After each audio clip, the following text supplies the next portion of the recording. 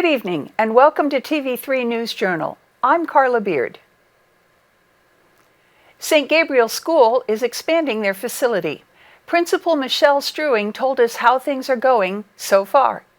This construction project started many years ago as a wish for the community and for our parish to be able to have a space that was readily accessible to all. For handicap accessibility and ease of movement around the campus.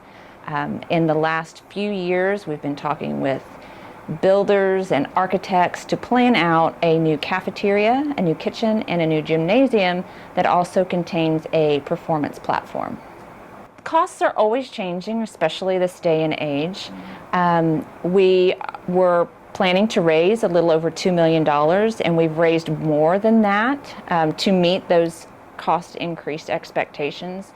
And it's phenomenal to be able to say that all of the money has been raised through donations and endowments. None of it has come directly from collections or from tuition, all from members of the parish and community supporting this idea. The girders here are the beginning stages of the framework for the gym and cafeteria and kitchen. The gym will be closest to the Grand Avenue side, with the cafeteria being closest to our parking lot and playground. The dates are always moving with supply issues. The estimated completion date is the end of April or beginning of May, and we have our dedication set for June. Construction has gone pretty smoothly once they've been able to get started. The crews have been amazing and working with us and working with the kids and making sure that they still get outside to have their recess time. Imagine Performing Arts will present the Neil Simon classic comedy Barefoot in the Park February 10th and 11th. We spoke with director Linda Ward and cast members about the play. The play is about a young couple who have just gotten married 6 days before they move into their apartment in New York City. It's a fun play. In some ways it depicts a pretty familiar common scenario among newlyweds, the early struggles and the triumphs. I am the delivery man from Lord and Taylor, and I have to climb 5 flights of stairs and a stoop outside. For an older gentleman, it's quite the feat. And the apartment not only is 5 flights, but it also has an apartment on 6A, which is actually the attic where Victor Velasco lives. He's kind of ornery, and he likes to flirt. I'm not going to tell you what happens in the second half of the show. You'll just have to come see it. The play will be presented in the Roberts Building at Roberts Park. Doors open at 6:30. The show starts at 7.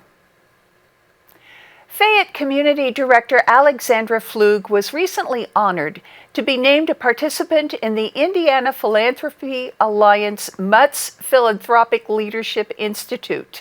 Here's more.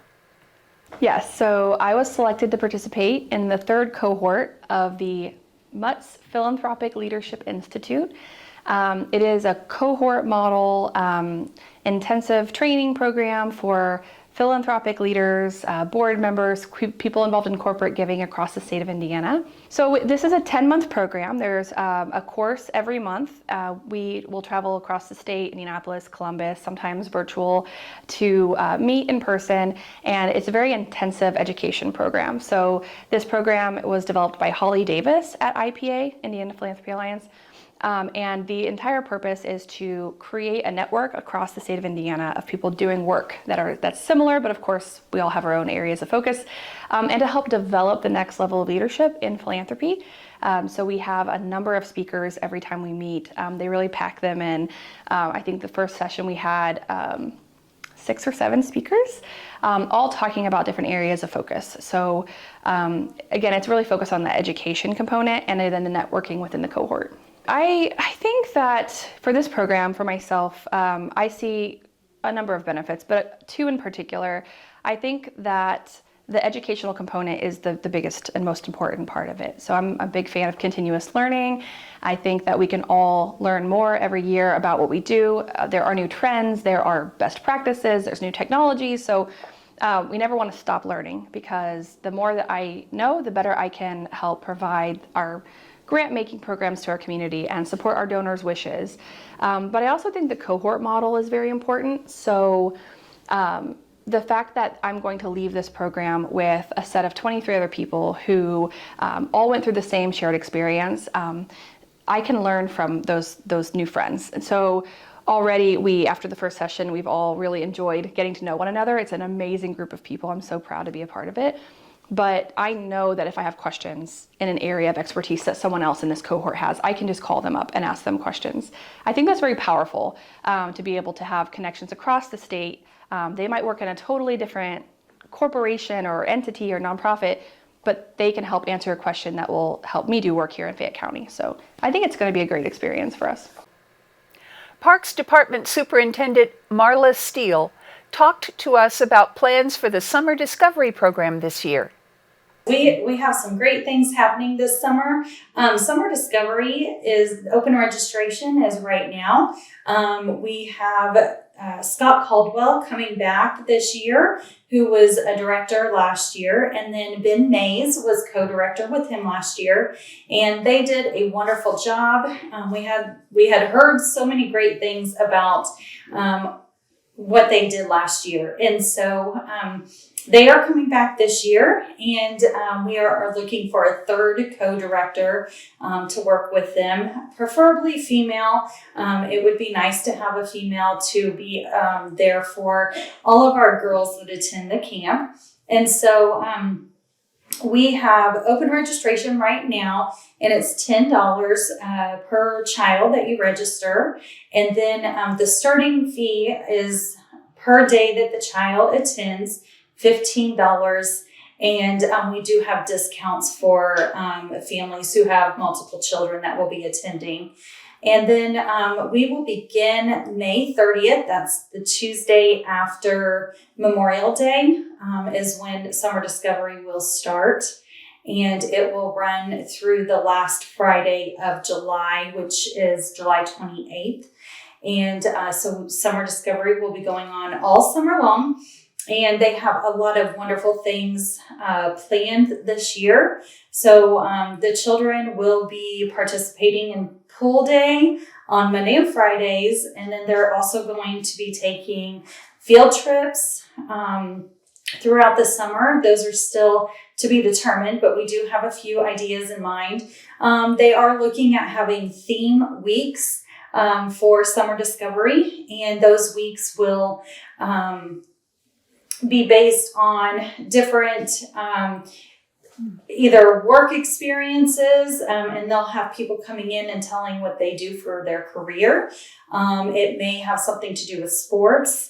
It may have something to do with animals. They have a lot of ideas. And so they're going to implement those theme weeks and just have a lot of fun activities for the kids this summer. So we just want to encourage everyone to who is looking for any kind of childcare this summer to sign your kid up for Summer Discovery, because it's going to be a great summer. And Summer Discovery is 1st through 6th grade. So those entering 1st grade and those entering 6th grade. And so we do not have a limit on who we will accept as far as a number amount. And so we want to encourage everyone to come out and participate. It's going to be a lot of fun. The city recently received a $2 million matched help grant from the state of Indiana. Here is Andrea Napier, the new Connersville Community Coordinator, to tell us about the grant and how you can be involved in deciding how the grant money is spent locally. Hello, my name is Andrea Napier. I am the new Community Coordinator for the City of Connersville.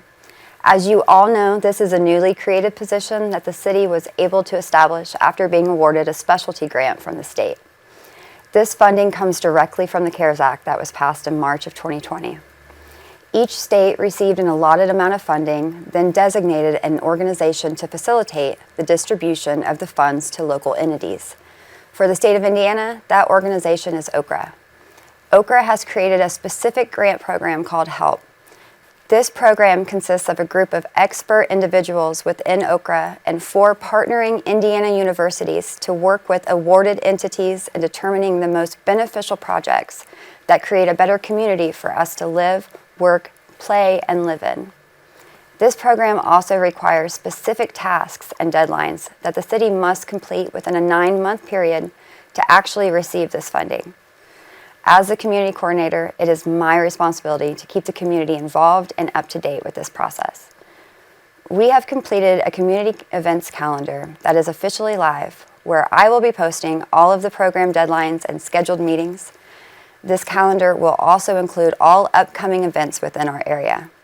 Anyone wanting to add an event to this calendar, please email connersvillecommunity@gmail.com. This events calendar will be accessible on the city's website, connersvillecommunity.com, and also our 2 Facebook pages, City of Connersville and Connersville Community Calendar. As with any grant, there are specific guidelines that all proposed projects must align with. First, all projects must prepare, respond, or prevent us from the negative impacts of our public health and/or our local economy due to the COVID-19 pandemic. Secondly, all projects must benefit low and moderate income individuals and target slum and blight areas. Third, all projects must stay in the 4 designated areas of interest. Number 1 is quality of place. This is any program, facility, or activity that benefits the quality of our community, such as childcare and beautification projects like landscaping and artistic design. Number 2 is promoting community wellness, health and fitness, indoor and outdoor recreation, and assistance to emergency responders. Number 3 is strengthening local economies. This is assistance to small businesses and not-for-profits. And number 4 is advancing connectivity. This would be broadband internet, water and sewer lines, and new roads. Our first step in this process is to collect the opinions of the community. We need to see what projects you feel will make the largest impact on our community as a whole. We are beginning this process with an online survey that is now live and will continue for the next 3 weeks. Online surveys are a very easy way for us to collect your opinions and turn that into hard data. We will be creating 4 pathway teams that will use these results to determine the proposed projects based on the community's input. This data is crucial in understanding what projects the community wants to see funded. The link for this survey is listed below and is accessible on our 3 online sites that I previously mentioned. Paper copies will also be available at the Public Library and the Connersville Utilities Office on Vine Street. I will be personally posting these results every Friday afternoon online and then displaying the final results here on TV3 and on the Connersville News Examiner. We encourage everyone to please participate. You can copy and paste this link and please share it with your family and friends. I do ask that we all practice kindness and give thoughtful input that we can utilize to better serve this community. Once we feel as though we have collected sufficient input, I will be hosting a community forum to discuss specific targeted projects. It takes a community to build a community. So let's take advantage of this opportunity and rebuild this one together. Thank you for joining us. This has been the TV3 News Journal. Good night.